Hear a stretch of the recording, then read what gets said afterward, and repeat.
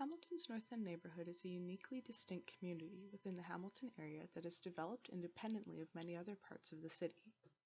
The early industrial history of the community left the area in an undesirable and unattractive condition, as the local pollution caused by the manufacturing sector combined with the historically low-income working-class housing created a pocket of the city of very low value.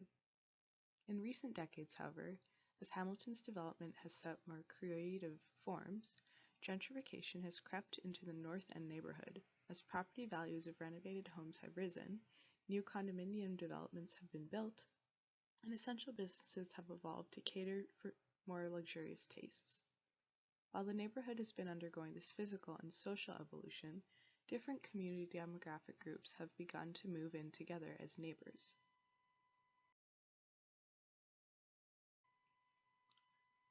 Despite this influx of higher income residents, the North End neighborhood, according to different community groups, is still considered among the highest poverty residential areas in Hamilton, creating a neighborhood environment co-inhabited by both the extremely high and low income classes.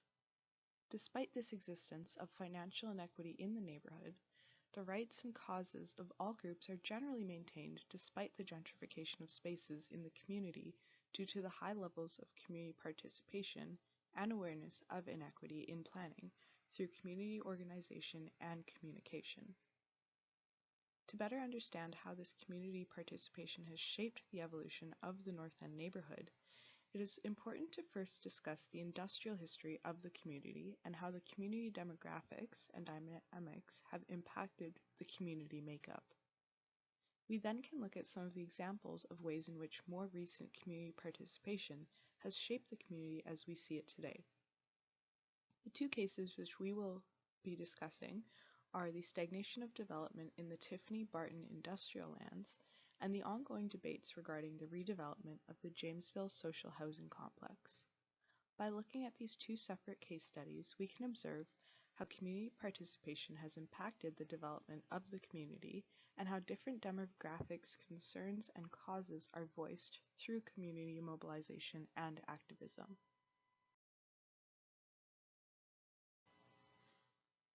Hamilton's early development was heavily influenced by the history of industrialization in the city. In the 1830s, the Burlington Bay Canal was opened to allow water traffic from Lake Ontario into the Hamilton Harbor area. Following the construction of rail lines through Hamilton, the city began to develop into an industrial economic center, focused primarily along the shore of the harbor.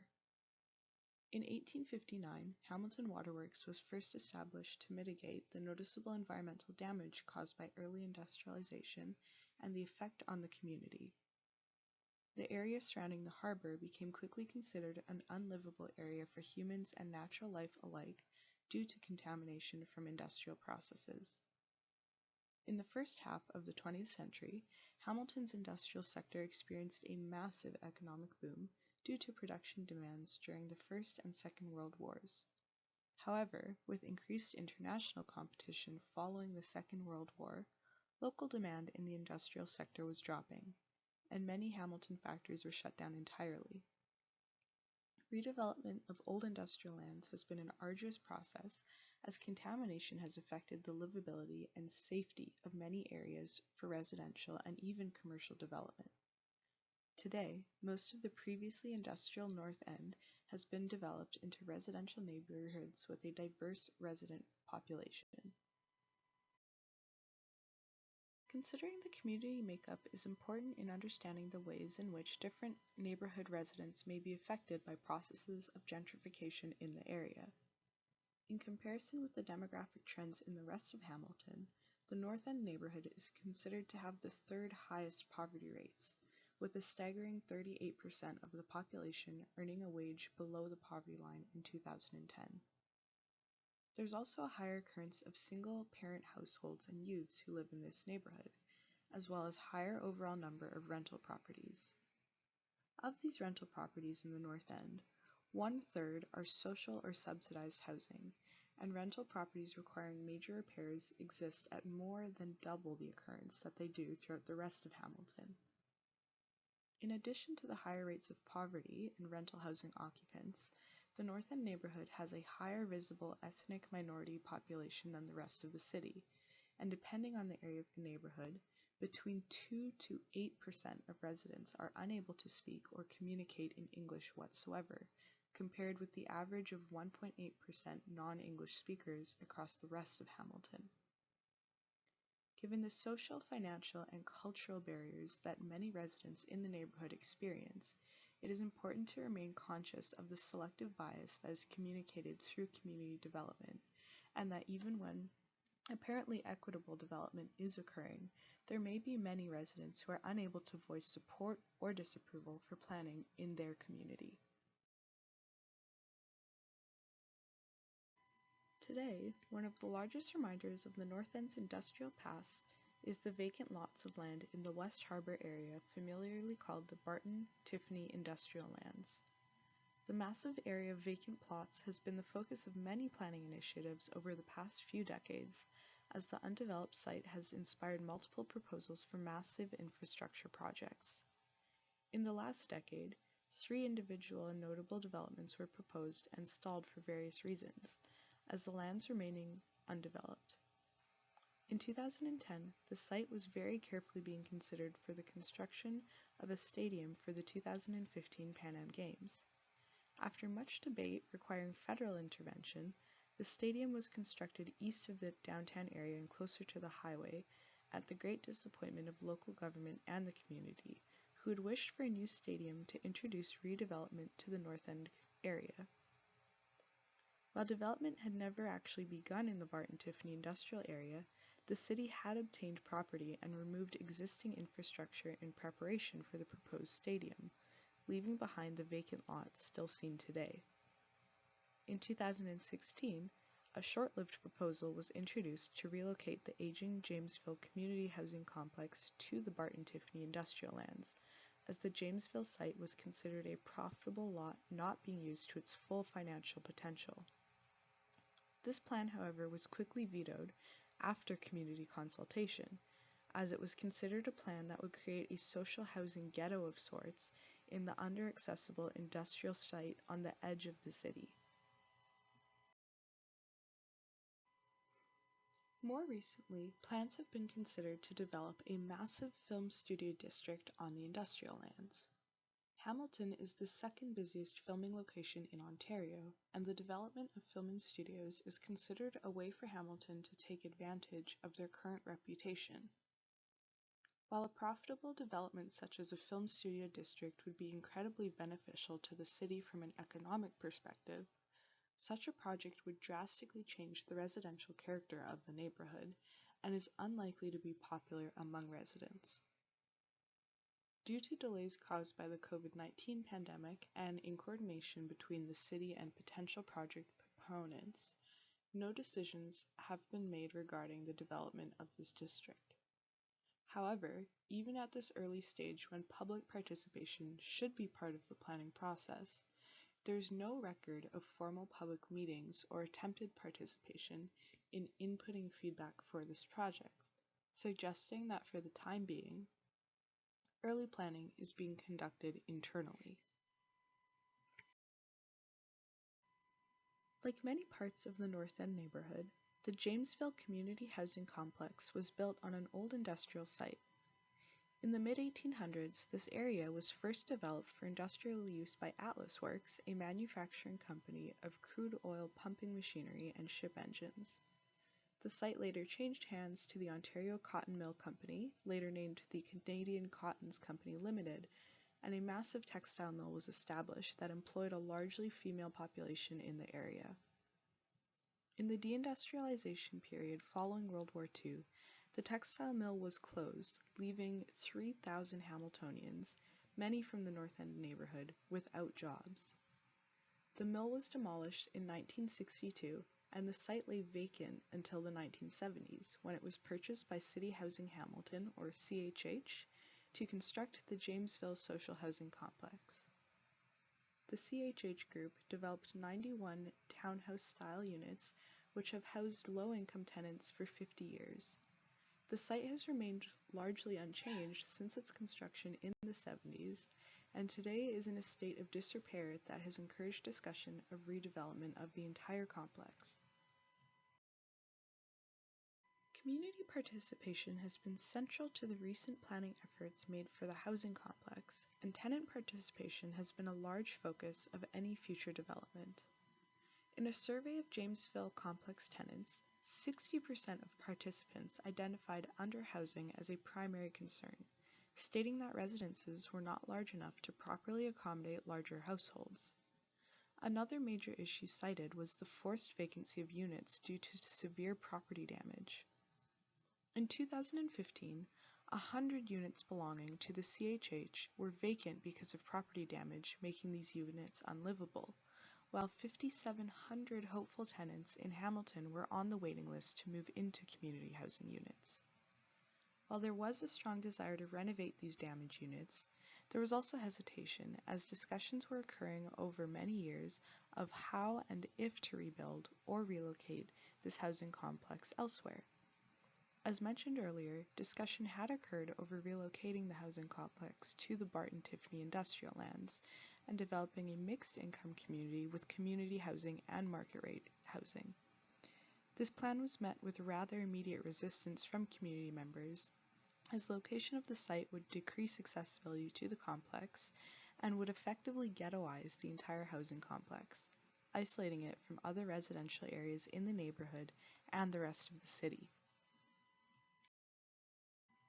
Other plans have been introduced to construct multi-story, high-density community housing to accommodate the population in search of community housing tenancy.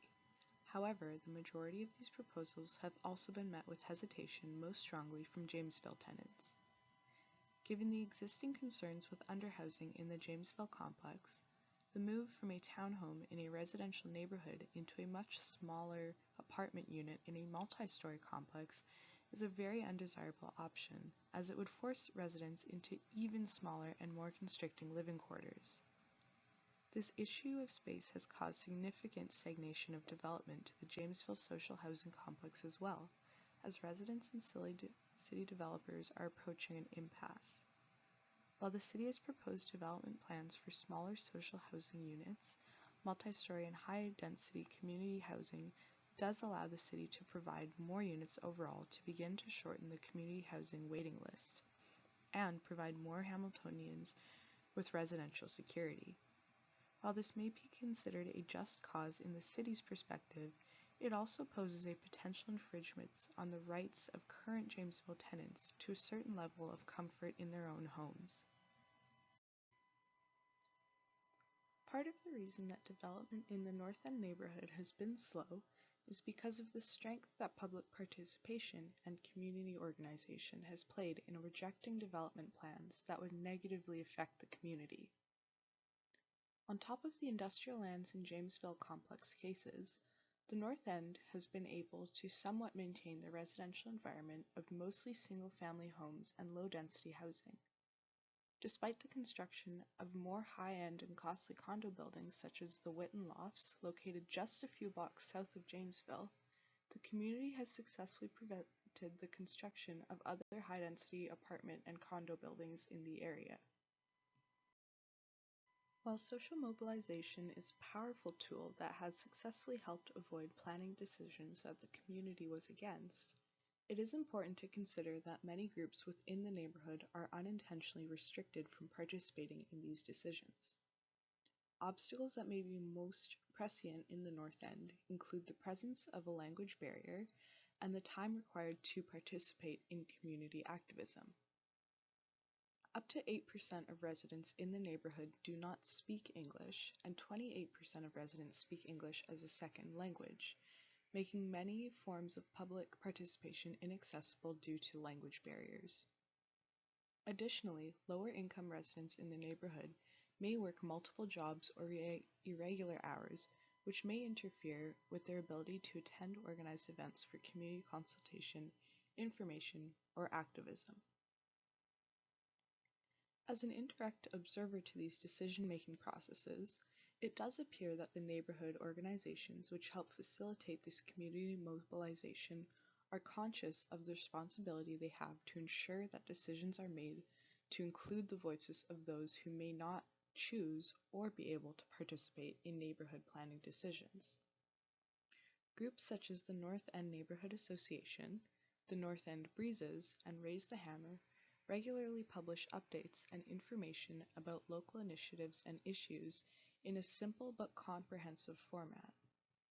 In doing so, these groups are able to somewhat increase the accessibility to information regarding neighborhood events or issues, though of course there may be a bias in how these topics are chosen and presented.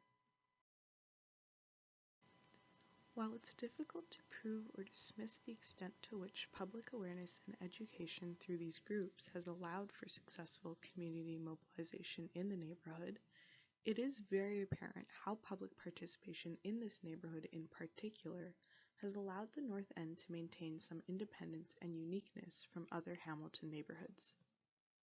Organization at public participation events for project proposals has managed to prevent the overdevelopment in many parts of the North End, and while it may not always be the case, it seems that these decisions are made with a conscious effort by the community organizations to guarantee that they represent all groups of income or social class within the neighborhood.